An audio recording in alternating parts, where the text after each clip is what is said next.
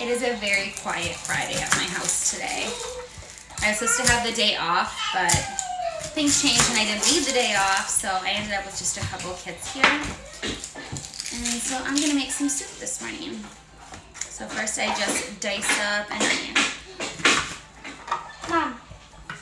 Then the onions are just gonna go in my pot with some olive oil, and then I'll saute those over the stove while I cut up my potatoes. You need about 5 potatoes for this recipe, but a couple of these are really big, so I'm just doing 4 potatoes today.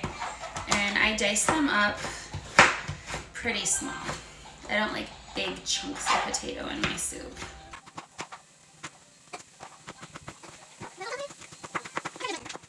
I ended up doing just 3 potatoes because a couple of mine were huge. So now I'm going to mix up some chicken bouillon in my water so that I have 4 cups.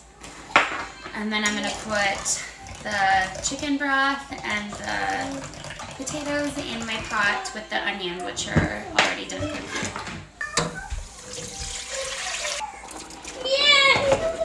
And this is just gonna simmer for like 15 minutes until the potatoes are all cooked through. You can do some bacon or ham in this recipe. For daycare, bacon does not count as a meat, so I'm going to do ham in here. And I'm gonna cut up this whole slab of ham, and I'm gonna use half of it in this recipe, and then I'll freeze the other half for another time.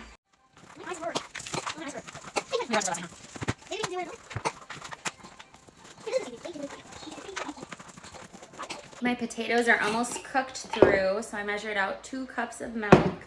And then you can either add a packet of country gravy seasoning, or if you make your own country gravy mix, you can just add a 4th cup and mix that up. And then we're gonna add it to the soup until it's like thickened up a little bit.